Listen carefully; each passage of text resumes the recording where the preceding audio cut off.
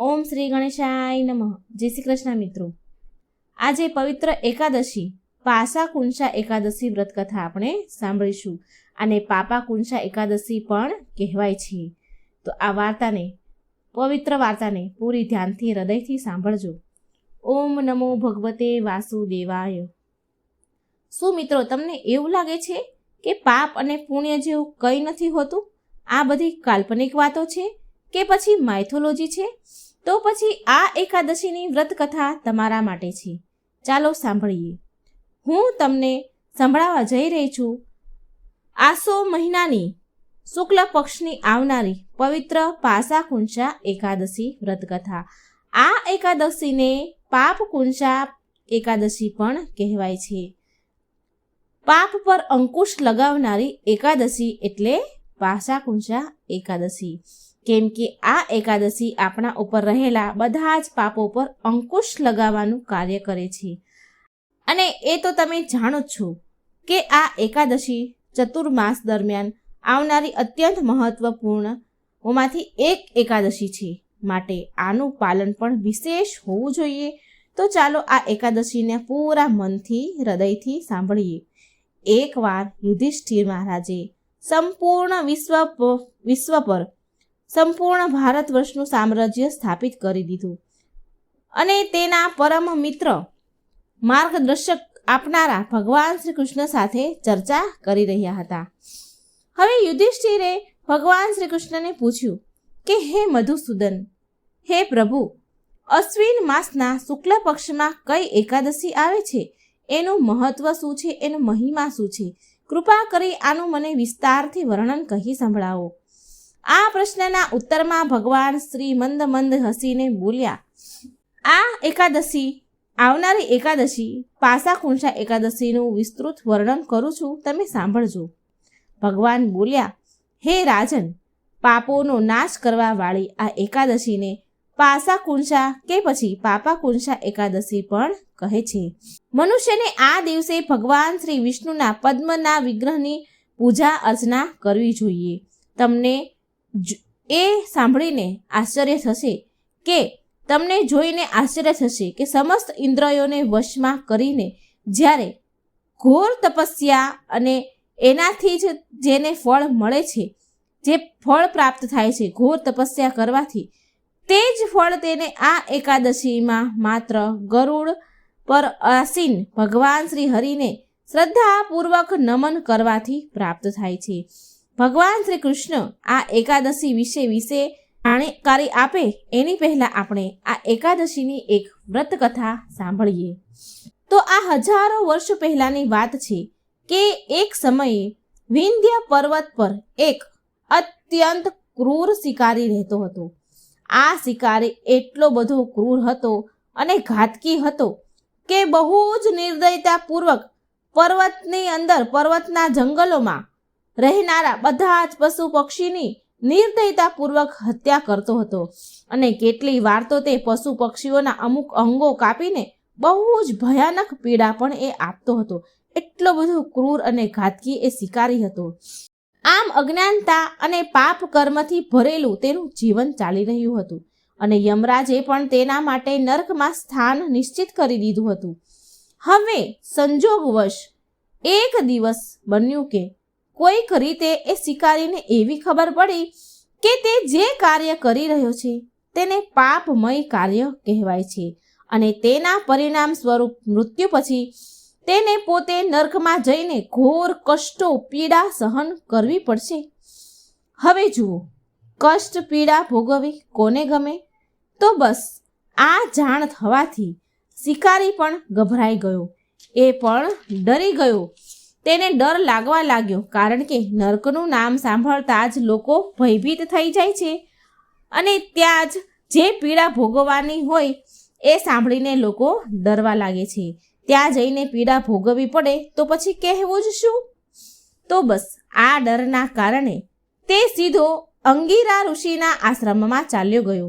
ત્યાં જઈને ત્યાં ઋષિના ચરણોમાં પડી ગયો અને ઋષિને હાથ જોડીને પ્રાર્થના કરવા લાગ્યો. તે શિકારી કહેવા લાગ્યો કે હે ઋષિવર, આ જીવનમાં અત્યંત ઘોર પાપ કર્યા છે મેં. બહુ પાપ કર્મ કર્યા છે. મેં તો નિર્દોષ પ્રાણીની હત્યાઓ કરી છે અને હવે જીવનના અંતમાં મને આ વાતનું જ્ઞાન થયું, ભાન થયું કે મેં આજીવન બહુ પાપ કર્યું છે. કેટલા બધા પાપ કર્યા છે. મેં પાપમય જીવન જીવ્યો છું. હે ઋષિવર, પાપ કર્મોના સજા સ્વરૂપ વિશે વિચાર કરતા પણ હું અત્યંત ગભરાઈ ગયો છું. હું ડરી ગયો છું. કૃપા કરી હે ઋષિ મુનિ, કૃપા કરી તમે મને આ પાપ કર્મોથી મુક્તિ મેળવવાનો કોઈ માર્ગ બતાવો. તમે તો ત્રિકાળ જ્ઞાની છો. કૃપા કરી તમે મારી સહાય કરો. કૃપા કરી મારી સહાય કરો. આમ કરી શિકારી રડવા લાગ્યો અને અંગીરા ઋષિના પગમાં પડીને પ્રાર્થના કરવા લાગ્યો. શિકારીના આવા પ્રાર્થના સાંભળીને, આવા શબ્દો સાંભળીને ઋષિ અંગીરાએ તેને કહ્યું કે વત્સ, નિસંદેહ તારા પાપ કર્મ તને નર્કની દિશામાં જરૂર લઈ જશે, પણ છતાંય હું તને શાસ્ત્રોયુક્ત એક ઉપાય કહું છું જેનાથી તું બચી શકીશ. અને આ ઉપાય છે અશ્વિન માસની એકાદશી, પાશા કુંસા એકાદશીના વ્રતનું પાલન.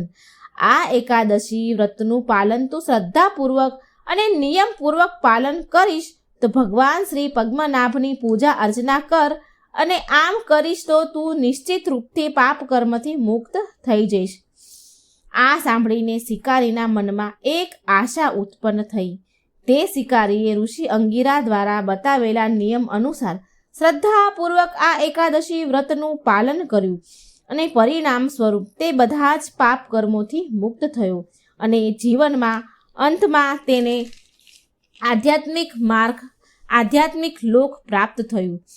પાસાકુંસા એકાદશીનો મહિમાનું વર્ણન કરતા ભગવાન શ્રી કૃષ્ણએ આગળ કહ્યું કે હે રાજન યુધિષ્ઠિર, આ પૃથ્વી પર ભગવાન શ્રી હરિના ઉચ્ચારણ કરવા માત્રથી વ્યક્તિને સમર્થ તીર્થ કર્યાનું ફળ પ્રાપ્ત થાય છે. અને આ નામ ઉચ્ચારણ જો એકાદશીના દિવસે કરવામાં આવે તો પછી તો વ્યક્તિને ક્યારેય યમલોકના દર્શન નથી કરવા પડતા. આટલું જ નહીં, પણ મનુષ્ય 100 વર્ષ એક યજ્ઞ અને 100 રાજસૂય યજ્ઞ કરે ત્યારે જે પુણ્યફળની પ્રાપ્તિ થાય છે એની તુલના પાસાકુંસા એકાદશીના અર્જિત ફળમાં 16મા ભાગથી પણ નથી થતું. આટલા બધા યજ્ઞનું ફળ પાસાકુંસા એકાદશીના 16ના ભાગનું પણ નથી મળતું. આટલું પુણ્યફળ પ્રદાન કરનારી છે આ એકાદશી. જ્યાં સુધી વ્યક્તિ ભગવાન શ્રી હરિના પદ્મનાભની આ એકાદશી વ્રતનું પાલન નથી કરતા ત્યાં સુધી તે પાપમાં જ રહે છે અને તેના પૂર્વજન્મના પાપ તેનો પીછો ક્યારેય નથી છોડતા. જે વ્યક્તિ આ એકાદશીનું નિયમપૂર્વક પાલન કરે છે, રાત્રે જાગરણ કરે છે, શ્રી હરિ કૃષ્ણનું નામ સાંભળે છે કે ભજન કીર્તન કરે છે કે ભગવાનની સેવા કરે છે, તેને ભગવાન શ્રી હરિ વિષ્ણુના પરમ ધામની પ્રાપ્તિ થાય છે. બસ આટલું જ નહીં, પણ માતા તરફથી 10 પેઢી, પિતા તરફથી 10 પેઢી અને પત્ની તરફથીની 10 પેઢીઓનો ઉદ્ધાર થઈ જાય છે માત્ર આ એક એકાદશીના પાલનથી. ભગવાન શ્રી કૃષ્ણએ આ એકાદશીના વ્રતના અમુક નિયમોનું પાલન કરવાનું કહ્યું છે. કહે છે કે તલ, ઉપજાઉ ભૂમિ, ગૌદાન, જળ, છત્રી અને એક જોડી ચપ્પલ દાન કરવા જોઈએ. આ દિવસે બહુ ફળ છે. વિશેષ રૂપથી એકાદશીના દિવસે દરિદ્ર વ્યક્તિ કે જરૂરિયાતમંદ વ્યક્તિ હોય તેને દાન જરૂર કરવું જોઈએ. જેની પાસે સમૃદ્ધિ છે તેને એ સમજીને દાન કરવું જોઈએ કે આ સમૃદ્ધિ તેના પૂર્વજન્મના પુણ્યનું ફળ મળ્યું છે, માટે તેને જન કલ્યાણ માટે એમને વાપરવું જોઈએ. આ પ્રકારે પ્રત્યેક વ્યક્તિએ તેની ક્ષમતા અનુસાર જરૂરિયાતમંદ લોકોને દાન જરૂર કરવું જોઈએ. આપણા શાસ્ત્રો બતાવે છે કે ભગવાન શ્રી કૃષ્ણનું પવિત્ર નામ બધા જ પાપ કર્મોના નાશ કરવા વાળું છે. આ નામ એટલું જ શક્તિશાળી છે જેટલા ભગવાન સ્વયં પોતે. જો કોઈ હરિના દર્શન માત્ર કરી લે આ એકાદશીના દિવસે તો તેનો ઉદ્ધાર થઈ જાય છે. આ દિવસે સંપૂર્ણ મનોરથની પ્રાપ્તિ માટે શ્રી વાસુદેવનું પૂજન કરવું જોઈએ.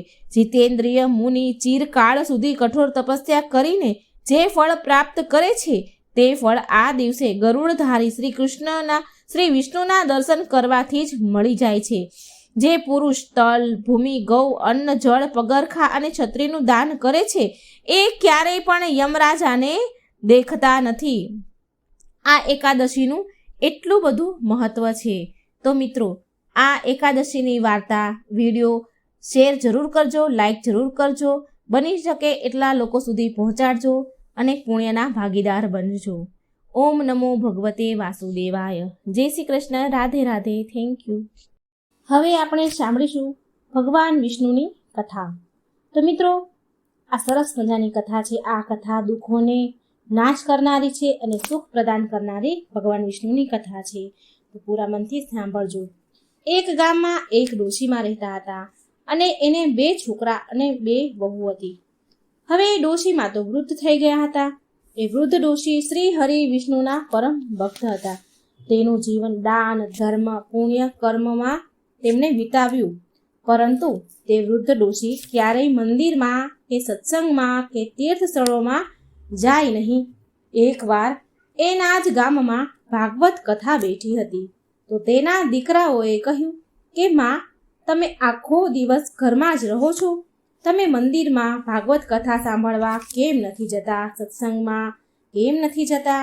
તો ડોશીમાં તેના દીકરાનું મન રાખવા માટે કહે છે કે આજે હું મંદિરમાં જઈશ અને આજે હું ભાગવત કથા સાંભળવા માટે જઈશ.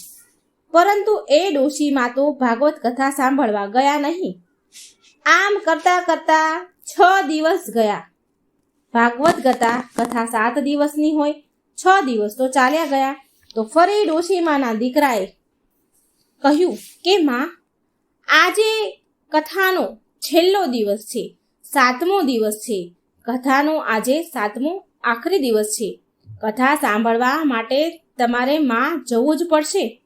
તેના દીકરાની આવી વાત સાંભળીને ડોશીમાએ વિચાર્યું કે ચાલ આજે સાંભળી આવું. એવું નક્કી કર્યું. હવે શું, આ ડોશીમાં તો આખો દિવસ ઘરનું કામકાજ કરી કથા સાંભળવા જતા એમને એટલું મોડું કર્યું કે અંતિમ દિવસની 7મા દિવસની ભાગવત કથા પણ પૂરી થઈ ગઈ. ભગવાન શ્રી હરિ વિષ્ણુ સંન્યાસીનું રૂપ ધારણ કરીને ગરડા ડોશીમા પાસે આવ્યા અને બોલ્યા કે ડોશી, તમે ક્યાં જાઓ છો? તો ડોશીમા બોલ્યા કે હું તો ભાગવત કથા સાંભળવા જાઉં છું. ત્યારે સંન્યાસી રૂપી ધારી ભગવાન શ્રી હરિ વિષ્ણુ બોલ્યા, તમે આટલા મોડા કેમ જાઓ છો? ત્યાં શું કરશો? ત્યાં હવે કથા પૂરી થઈ ગઈ છે. હવે ત્યાં જઈને તમે શું કરશો?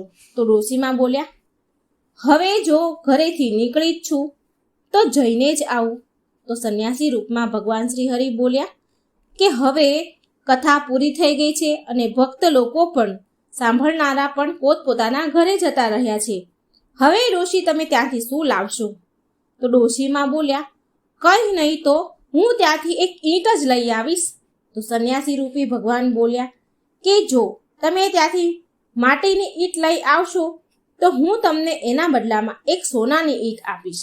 તો ડોશીમાં જાય છે, કથાની જગ્યાએ જાય છે અને એક માટીની ઈંટ લઈને આવીને તે સંન્યાસી રૂપી ભગવાનને આપી દે છે. અને ભગવાન શ્રી હરિ વિષ્ણુએ પ્રસન્ન થઈને ડોશીમાને સોનાની ઈંટ આપે છે અને ડોશી એ ઈંટને લઈ લે છે અને ઘર તરફ ચાલવા નીકળ્યા અને વિચારવા લાગ્યા. રસ્તામાં ચાલતા ચાલતા વિચારે છે કે જો આ ઈંટ હું ઘરે લઈ જઈશ તો દીકરા અને વહુ બંને ઝઘડવા લાગશે. માટે ઘરના આંગણામાં જ બહાર ડોશીએ એ ઈંટને જમીનમાં જ દાટી દીધી, ઝાડ નીચે. હવે તો માત્ર ડોશીનું ધ્યાન એ દાટેલી ઈંટ પર જ રહેવા લાગ્યું. ખાતા પીતા ઘરના કામ કરતા કરતા ડોશી તેનું ધ્યાન સોનાની ઈંટ પર જે દાટી હતી ત્યાં જ એનું ધ્યાન રહે અને જે જગ્યાએ ડોશીએ ઈંટને દાટી હતી ત્યાં જ તે જગ્યા પર જ સદાય તે ડોશીમાં બેઠા રહે. તો છોકરાને વહુએ ડોશીમાને એક દિવસ પૂછ્યું કે માં, તમે આખો દિવસ ઘરના આંગણામાં શું કરો છો? અહીં જ કેમ બેઠા રહો છો? તો એ વૃદ્ધ ડોશીમાં બોલ્યા કે અહીં અવર જવર કરનારા લોકોને જોતી રહું છું, આવો જવાબ દીજો. હવે શું થાય? એક દિવસ ડોશી મરી ગઈ. યમદૂતના દૂતો તેને લેવા આવ્યા. ડોશીને લઈને ધર્મરાજા પાસે પહોંચ્યા અને ડોશીએ ધર્મરાજાને એ ઈંટને લઈને બધી વાત કહી. તો ધર્મરાજાએ ડોશીમાને એક કૂતરીની યોની આપી, કૂતરી બનાવ્યા અને ડોશી તો એ કૂતરી બનીને એ ઝાડ નીચે બેઠી રહે જ્યાં ઈંટ દાટી હતી. તો છોકરા વહુ બોલે કે આ કૂતરીને અહીંથી ભગાડો, નહીં તો આ કૂતરી આપણા બાળકોને કરડી જશે. તો એના દીકરાએ કૂતરીની પીઠ પર બહુ જોરદાર લાકડી મારી. તો તે ડોશી જે કૂતરીનું રૂપ હતા તે એ લાકડીનો વાર સહન ન કરી શક્યા અને એને બહુ વાગ્યું. તો એ કૂતરી રૂપી ડોશીમાં મરી ગયા અને મરીને તે સાપની યોનીમાં ચાલ્યા ગયા. હવે એ આંગણામાં જ્યાં જગ્યાએ ઈંટ દાટી હતી તે સાપનો જન્મ લઈને એ ડોશીમાં ત્યાં જ બેઠા રહે. હવે એ ડોશીના રૂપમાં સાપ બન્યા પછી પણ એ આંગણામાં જ દાટેલી ઈંટ પર બેઠા રહે અને આંગણામાં સાપ જોઈને છોકરા વહુ વિચારે કે આ સાપ કોઈને કરડી ન જાય. ક્યાંક આ ડરથી તેણે મારવા માટે આગળ વધ્યા અને એ સાપને પણ મારી નાખ્યો. પછી ડોશી મરીને ધર્મરાજા પાસે ગયા. હવે ધર્મરાજા ડોશીને બધી વાત કહે છે.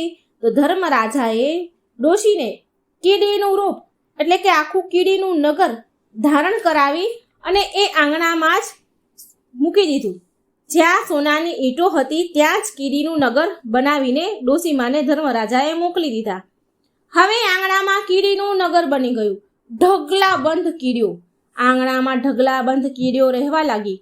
હવે તો ઘરના લોકો, છોકરા વહુ હેરાન થઈ ગયા. કીડીના નગર હોવાથી ઘરના લોકો જમવાનું પણ બનાવી ન શકે સરખી રીતે અને ખાઈ પણ ન શકે, ના સૂઈ સરખી રીતે. અને મનમાં ને મનમાં એ લોકો એવું વિચારે, ડોશીના છોકરાઓ, કે આ શું થઈ રહ્યું છે? અમારા ઘરમાં આ બધું કેમ થઈ રહ્યું છે? આ જગ્યા પર પેલા કૂતરી બેઠી રહેતી, હવે પછી એ જગ્યા પર સાપ બેસવા લાગ્યો અને એ મર્યા પછી હવે આ કીડીનું નગર બની ગયું. આ બધું વિચારીને બહુ છોકરા હેરાન થઈ ગયા અને કીડીના લીધે તેના ઘરમાં રહેવું પણ મુશ્કેલ બની ગયું. તો બહુ છોકરાઓએ મનમાં ને મનમાં ભગવાન વિષ્ણુનું સ્મરણ કર્યું.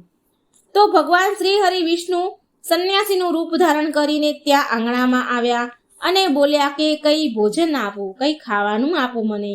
તો ઘરમાં જે લોકો હતા, છોકરાઓ, એ બહાર નીકળ્યા અને બોલ્યા, અમે ખાવા માટે કંઈ બનાવ્યું નથી, કેમ કે અમારા ઘરમાં કીડીનું નગર બની ગયું છે. તો એના લીધે અમે કોઈ જમવાનું પણ નથી બનાવી શકતા, ખાઈ બી નથી શકતા, એટલા આ કીડીના ત્રાસથી હેરાન છીએ. મહારાજ, તમે જ કોઈ આનો ઉપાય બતાવો. ત્યારે મહારાજ આંગણામાં કીડીના નગર પાસે પહોંચ્યા અને એક સોનાની ઈંટ નીકાળી, ત્યાં એટલામાં ખોદ્યું અને ઈંટ નીકાળી.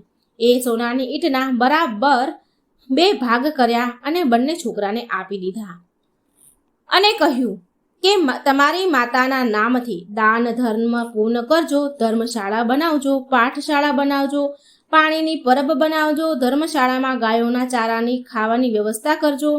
પણ બંને છોકરાઓએ કંઈ જ કર્યું નહીં. એ સાધુ મહારાજ તો પછી ચાલ્યા ગયા, ભગવાન રૂપી હતા તો, પણ છોકરાઓએ પાછળથી સાધુ મહારાજના કહેવા પ્રમાણે કંઈ જ કર્યું નહીં, કોઈ દાન ધર્મ કર્યો નહીં. એકબીજા સાથે ઉપરથી ઝઘડવા લાગ્યા કે તું દાન કર, પેલો કે તું દાન કર. એટલે આમ બેમાંથી એકોએ ડોશીના નામનું દાન કર્યું નહીં અને કીડી નગર ત્યાંનું ત્યાં એ જ રૂપમાં સ્થાપિત રહ્યું.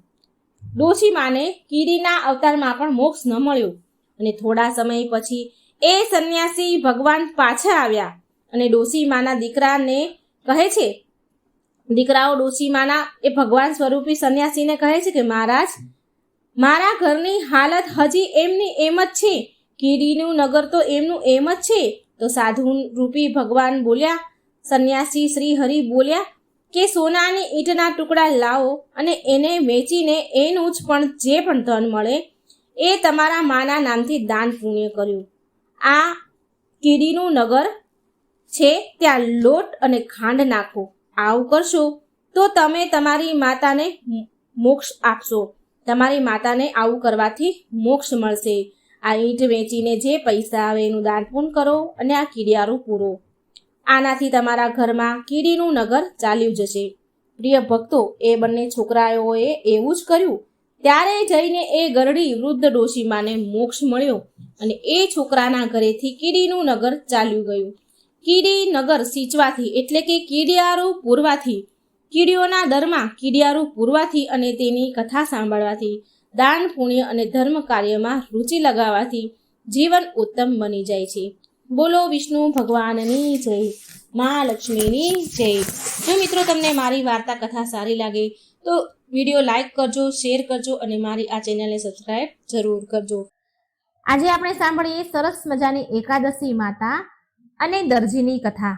ખૂબ જ સુંદર કથા છે મિત્રો. તમે ધ્યાનથી સાંભળશો ને તો અંદર તમે ખોવાઈ જશો, મગ્ન થઈ જશો. એટલી સરસ ભાવશાળી કથા છે.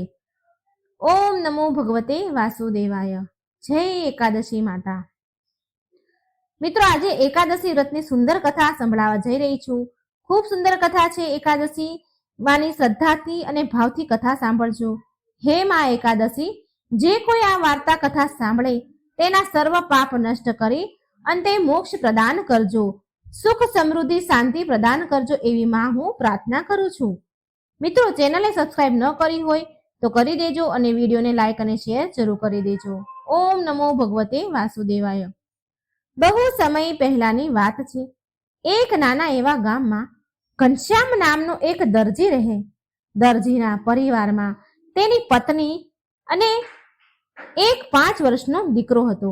ઘનશ્યામ માત્ર ભગવાનના કપડા સીવતા હતા. જે મંદિરોમાં મૂર્તિઓ હોય, આ બધા જે ભગવાનના કપડા હોય એ આ ઘનશ્યામ સીવે. ઘનશ્યામનો જે 5 વર્ષનો પુત્ર હતો તેણે તેનું નામ ગોપાલ રાખ્યું હતું. જ્યારે તેનો પુત્ર માત્ર 5 વર્ષનો હતો ત્યારે ઘનશ્યામની પત્ની બીમાર રહેવા લાગી અને એક ગંભીર બીમારીના કારણે તે સ્વર્ગવાસ થઈ. હવે તો ઘનશ્યામ એના પુત્ર ગોપાલને સાર સંભાળ પાલન પોષણ કરે છે. આવી રીતે ધીરે ધીરે સમય વીતતો રહ્યો. ઘનશ્યામ એના દીકરાને હંમેશા સારી રીતે સંભાળ રાખે છે, સાથે રાખે છે. જ્યારે એનો દીકરો 14 વર્ષનો થયો ને તો ઘનશ્યામે એના પુત્ર ગોપાલને પણ સિલાઈનું બધું જ કામ શીખવાડી દીધું. હવે ગોપાલ પણ એના પિતાના કામમાં હાથ વધારે છે, કામ કરાવે છે. કેમ કે ઘનશ્યામ માત્ર ભગવાનના જે વાઘા હોય, જે પોશાક છે એ જ સીવે છે અને એકાદશીનું વ્રત પણ રાખતો હતો. ઘનશ્યામ બહુ સરળ સ્વભાવનો, બહુ સીધો સાદો ઇન્સાન, પૂજા પાઠ કરવા વાળો વ્યક્તિ. એક વાર ઘનશ્યામે એના પુત્ર ગોપાલને કહ્યું, બેટા, તું પણ હંમેશા દેવી દેવતાના જ વસ્ત્ર સીવજે. જ્યારે ઘનશ્યામનો દીકરો 16 વર્ષનો થયો ગોપાલ, તો ઘનશ્યામે એના દીકરાના વિવાહ એક યોગ્ય સરસ કન્યા જોઈને ધૂમધામથી કરાવી દીધા અને તે હવે તેના વહુ અને દીકરા સાથે સુખપૂર્વક દિવસ વિતાવવા લાગ્યા. જ્યારે ગોપાલના પિતાનો એટલે કે ઘનશ્યામનો અંત સમય આવી ગયો હતો. કેમ કે હવે તેની ઉંમર થઈ રહી હતી અને તે વૃદ્ધ પણ થઈ ગયા હતા. ઘનશ્યામનો અંત સમય આવી ગયો અને ભગવાનના ધામમાં ગયા. પણ જે તેના અંત સમયમાં ઘનશ્યામે તેના પુત્ર ગોપાલને એક વચન માંગ્યું હતું, એક વચન લીધું હતું. ઘનશ્યામે તેના પુત્ર ગોપાલ પાસેથી એક વચન લીધું હતું.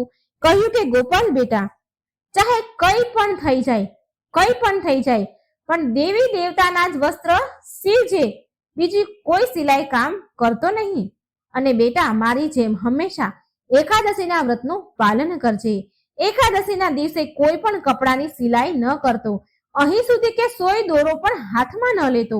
આટલું કરજે, આટલું વચન દે.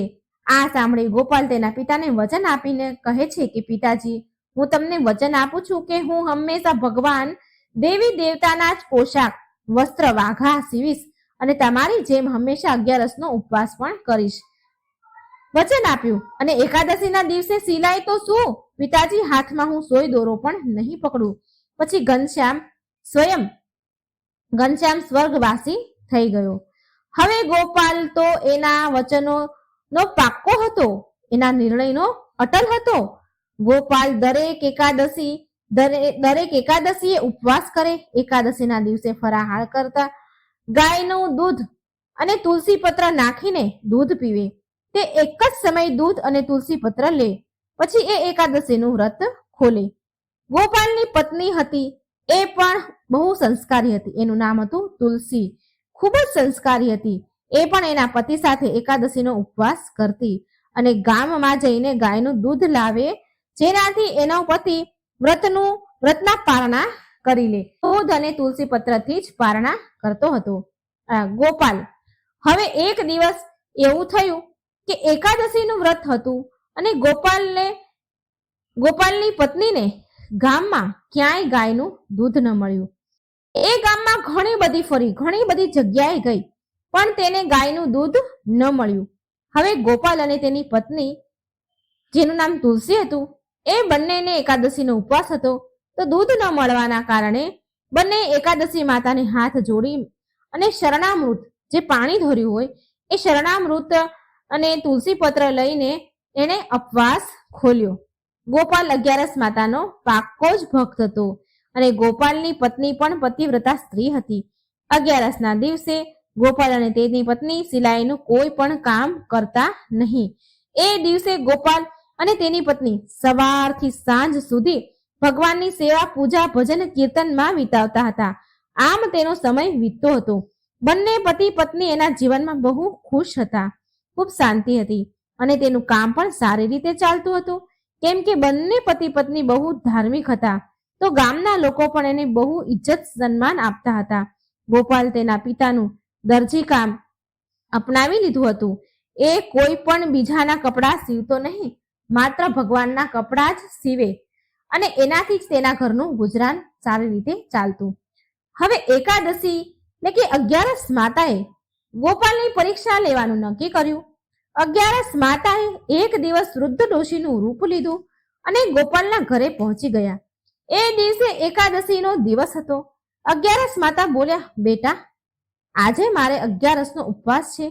હું આજે 11 માતા માટે નવા વસ્ત્ર સીવડાવવા આવી છું, જેથી હું એમને નવા વસ્ત્ર પહેરાવી શકું. ગોપાલ, શું તું મને આજે 11 માતાના કપડાં સીવી આપીશ? તો ગોપાલ કહે છે, માજી, આજે મારે પણ 11નો ઉપવાસ છે. હું 11ના ઉપવાસના દિવસે મશીન પર કપડાં નથી સીવતો. કપડાં તો શું માજી, હું તો આજે ઉપવાસના દિવસે સોય દોરો પણ નથી હાથમાં લેતો, સોયમાં દોરો પણ નથી પોરવતો. તમે એવું કરો માજી, કાલે આવજો. તો ડોશીમાં જે 11 માતા હતા તેણે દરજીને કહ્યું, બેટા, તું કપડાં સીવવાના 4 ગણા કપડાના પૈસા લઈ લે, 4 ગણા પૈસા લઈ લે, પણ તું મને આજે નવા કપડાં એકાદશી માતાના સીવી દે. પણ ગોપાલ તો અટલ હતો એના વચનો ઉપર. ગોપાલે તો ના પાડી દીધી અને 11 માતા વારંવાર કપડાં સીવવા માટે વિનંતી કરવા લાગ્યા કે ડબલ પૈસા લઈ લે, 4 ગણા લઈ લે, પણ મને કપડાં સીવી દે. પણ ગોપાલ એની વાતથી, વચનથી ડગ્યો નહીં. આવી રીતે 11 માતા ડોશીના રૂપમાં જે આવ્યા હતા તે ત્યાંથી ચાલ્યા ગયા અને થોડી વાર પછી 11 માતા જે ડોશીના રૂપમાં છે એ ફરીથી પાછા ગોપાલની ઘરે આવ્યા. આ વખતે હવે 11 માતાના હાથમાં ઘરેણાની કપડાની પોટલી લઈને ભરીને આવ્યા હતા. 11 માતાએ ગોપાલને ઘરેણાની પોટલી આપતા કહ્યું, બેટા, મારી પાસે આ ધન છે, આ બધું જ ધન તું લઈ લે, પણ મને 11 માતાના કપડાં સીવી દે.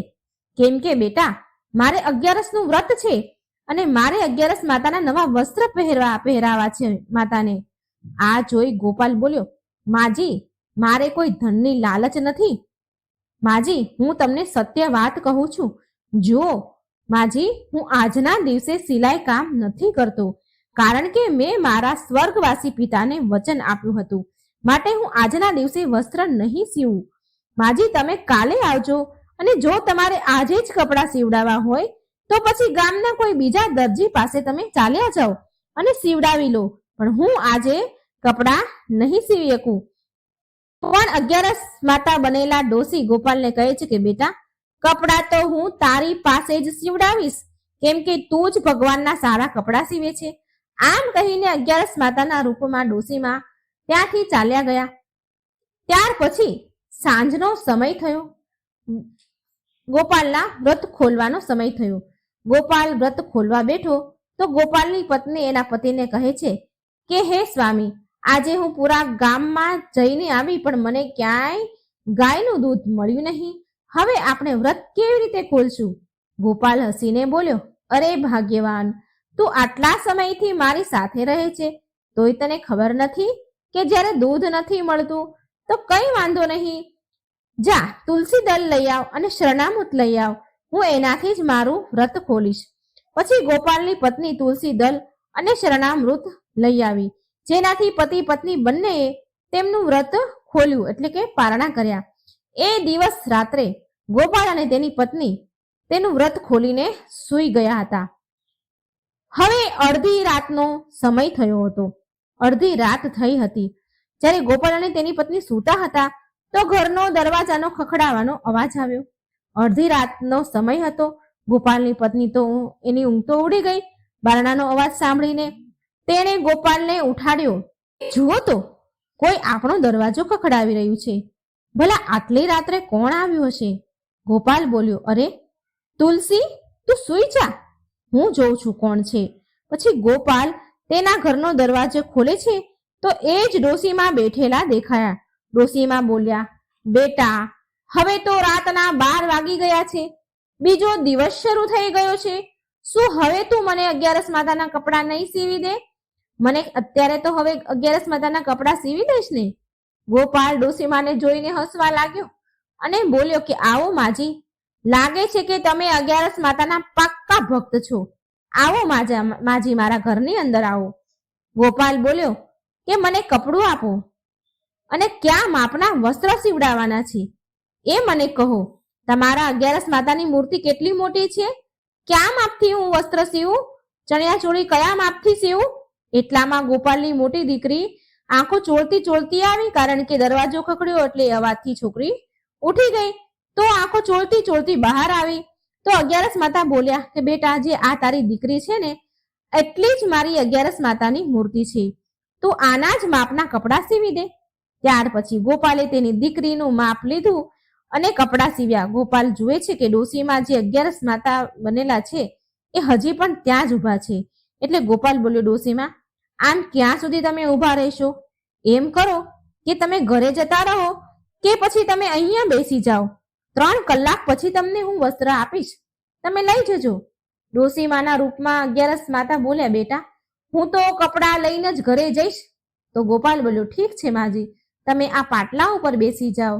ડોશીમા તે પાટલા ઉપર બેસી ગયા. ગોપાલ હવે અડધી રાતે 11 માતાના કપડાં સીવી રહ્યો છે. ચણિયા ચોળી, ચૂંદડી, ચણિયો, બ્લાઉઝ બધું જ સીવ્યું, સરસ શણગાર્યું, કાચ લગાવ્યા, લેસ લગાવી, ગોટા લગાવે, બધું જ કર્યું અને સારી રીતે વાળી ઘડી કરી અને બેઠો. ત્યાં સુધીમાં તો 4 વાગી ગયા હતા. ચણિયા ચોળી સીવીને ડોશીમા પાસે ગોપાલ આવ્યો. એ સમયે ડોશીમા આંખો બંધ કરીને બેઠા હતા. મિત્રો, શાસ્ત્રમાં વર્ણન છે કે વહેલી સવારે 4 વાગ્યાથી 5 વાગ્યા સુધીમાં અમૃતની વર્ષા થાય છે, અમૃત વરસે છે અને એ જ સમયે ડોશીમાના શરીરમાંથી એક તેજ પ્રકાશ નીકળી રહ્યો હતો. ડોશીમાના શરીરની કાંતિમય પ્રકાશ ચમકી રહ્યો હતો. એમાં એક અલગ જ આભા ચમકી રહી હતી. આ જોઈ ગોપાલ તો ચકિત રહી ગયો. એ ચૂપચાપ હાથ જોડીને ડોશીમા સામે બેસી ગયો અને એક નજરે તાકી તાકીને માજીને જોવા લાગ્યો. 4 થી 5 વાગ્યા સુધી આમ જ ચાલતું રહ્યું. 5 વાગ્યા પછી 11 માતા જે ડોશીમા હતા એમણે એની આંખો ખોલી અને પૂછવા લાગ્યા કે અરે દરજી, તે મારા 11 માતાના કપડાં સીવી નાખ્યા, ચણિયા ચોળી સીવી લીધા કે નહીં? તો ગોપાલ બોલ્યો કે માજી, મેં તો તમારા 11 માતાના કપડાં તો સીવી દીધા છે, પણ મને એ તો કહો કે તમે કોણ છો, ક્યાંથી આવ્યા છો? મેં તમને આના પહેલા ક્યારેય ગામમાં નથી જોયા. ડોશીમા કહે છે, બેટા, હું તો પાડોશના ગામમાં રહું છું, ત્યાંથી આવી છું. તો આ દરજી ગોપાલ બોલ્યો, ડોશીમા, પાડોશના ગામના બધા જ લોકોને હું ઓળખું છું. તમે કોના ઘરેથી આવ્યા છો? તમારા પતિનું શું નામ છે? તમારા દીકરાનું શું નામ છે? એ તો કહો. 11 માતા હસીને બોલ્યા, બેટા, હું તો તારી 11 માતા છું. હું તો તારી પરીક્ષા લેવા આવી હતી કે ક્યાંક તું ધનની લાલચમાં આવીને તારા પિતાને આપેલું વચન તો તે તોડી નથી નાખ્યું ને? તો ગોપાલ 11 માતાના ચરણોમાં પડી ગયો.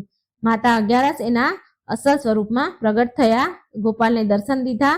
ગોપાલ એના ચરણોમાં પડી ગયો અને બોલ્યો, હે માં, મારાથી એવી શું ભૂલ થઈ ગઈ કે તમે મારી પરીક્ષા લેવા આવ્યા છો? તો અગિયારસ માતા બોલ્યા કે પુત્ર, જે ભક્તને હું દર્શન આપવા માંગુ છું ને, તો હું પહેલા એની પરીક્ષા લઉં છું.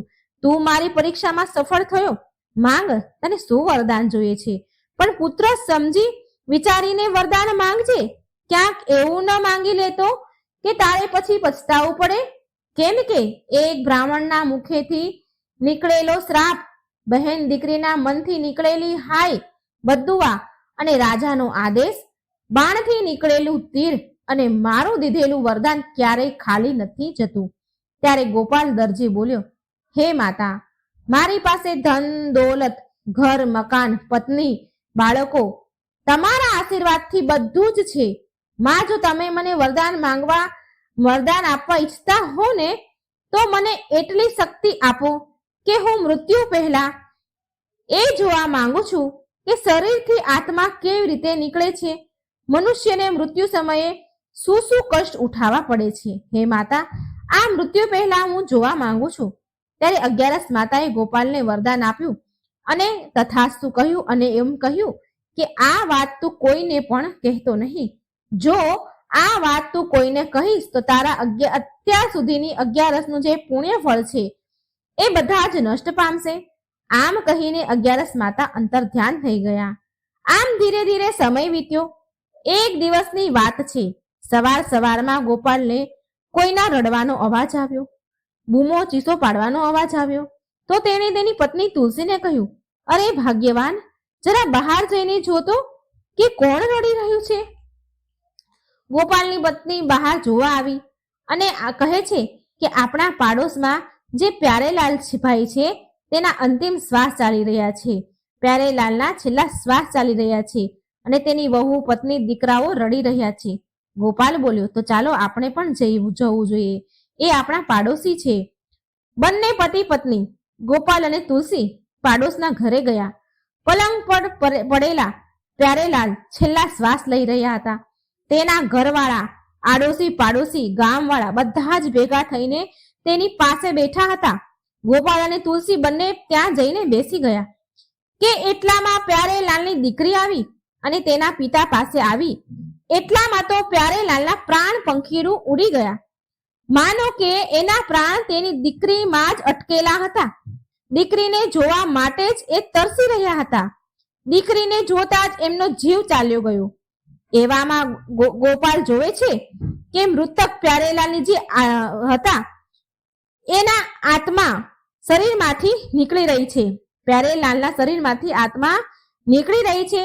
થોડી ઉપર ઉઠી અને પાછી મૃતકના શરીરમાં આવી ગઈ. આત્મા ફરીથી બહાર આવી, ફરીથી અંદર ચાલી ગઈ. આવું ઘણી બધી વાર થયું. આત્મા શરીરની બહાર જાય, પાછી શરીરમાં પ્રવેશી જાય. તો ગોપાલ દરજી એ આત્માને પૂછે છે કે તું વારંવાર મૃતકના શરીરમાં કેમ જઈ રહી છો?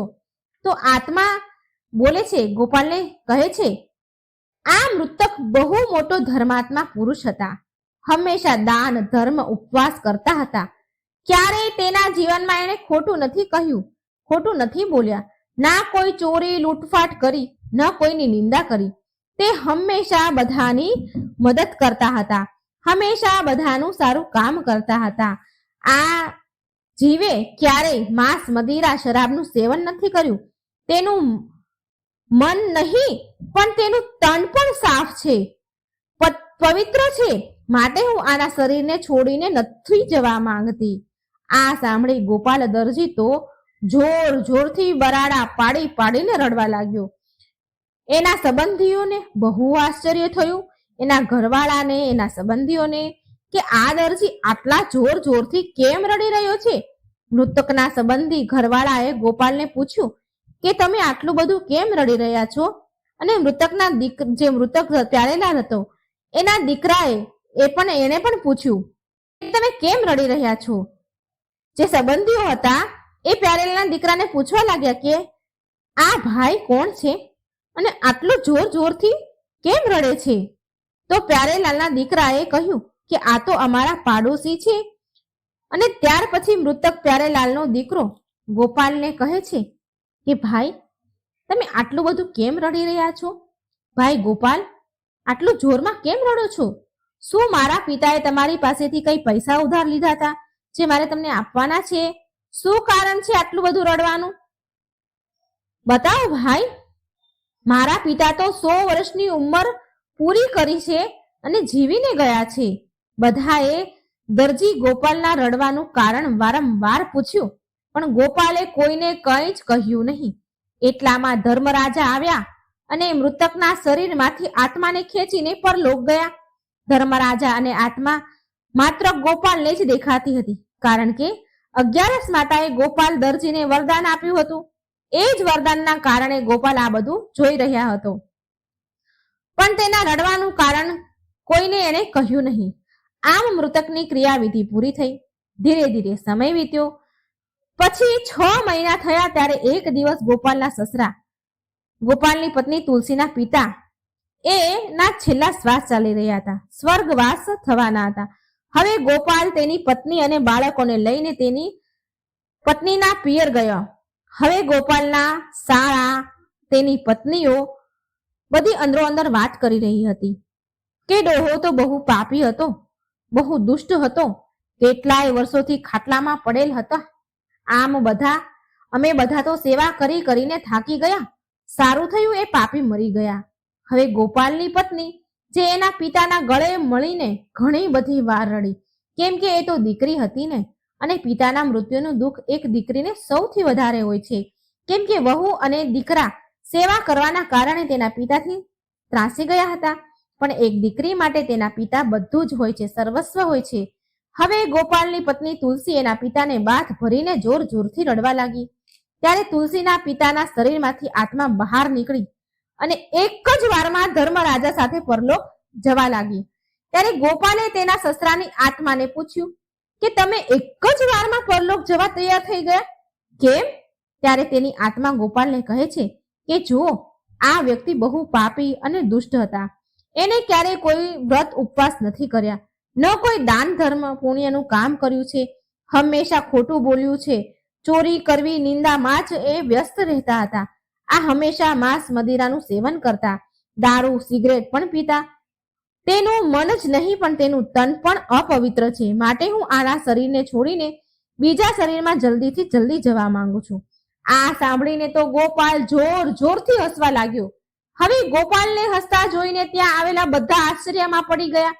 ગોપાલની પત્ની તુલસી તેના પતિની પાસે આવી અને ધીરે રહીને તેને પતિને પૂછવા લાગી, સાંભળો છો, અહીં મારા પિતાનું મૃત્યુ થયું છે અને તમે જોર જોરથી હસી રહ્યા છો.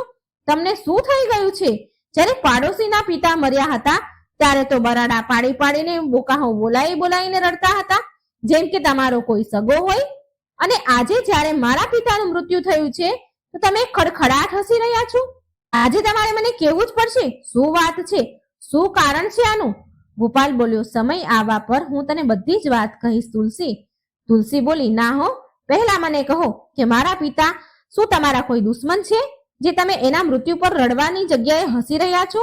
ગોપાલ બોલ્યો, અરે તુલસી, એવી કોઈ વાત નથી. અત્યારે અંતિમ સંસ્કારની તૈયારી ચાલી રહી છે. આ બધું પૂરું થશે પછી હું તને કહીશ. હવે અંતિમ સંસ્કારની તૈયારીઓ થઈ અને અંતિમ વિધિ અંતિમ સંસ્કારની પૂરી પણ થઈ. એટલે તુલસી ફરી ગોપાલ પાસે આવી અને પૂછવા લાગી કે મને કહો કે તમે મારા પિતાના મૃત્યુ પર કેમ હસી રહ્યા હતા? તો ગોપાલ તેની પત્ની તુલસીને કહે છે કે અરે તુલસી, હજી 12 દિવસ બાકી છે, ઘરમાં બહુ મહેમાન છે, 12 દિવસનો શોક ચાલશે. ઘરે જઈને હું તને બધી જ વાત કરીશ. આપણે જ્યારે ઘરે જઈશું ને ત્યારે તને સત્ય કહીશ. હવે તો તુલસી 12 દિવસ વીતવાની વાટ જોઈ રહી છે. ધીરે ધીરે 12 દિવસ પૂરા થયા.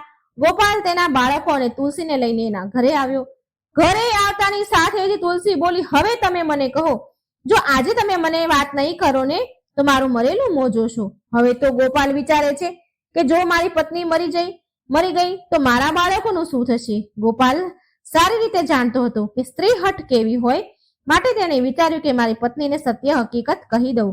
ગોપાલ તુલસીને એની પાસે બોલાવે છે, એની પાસે બેસાડી અને 11 માતાના વરદાનની, એના અને પ્યારેલાલ પાછળ રડવાની, તેના પિતા પાછળ હસવાની બધી જ વાત ગોપાલે કરી.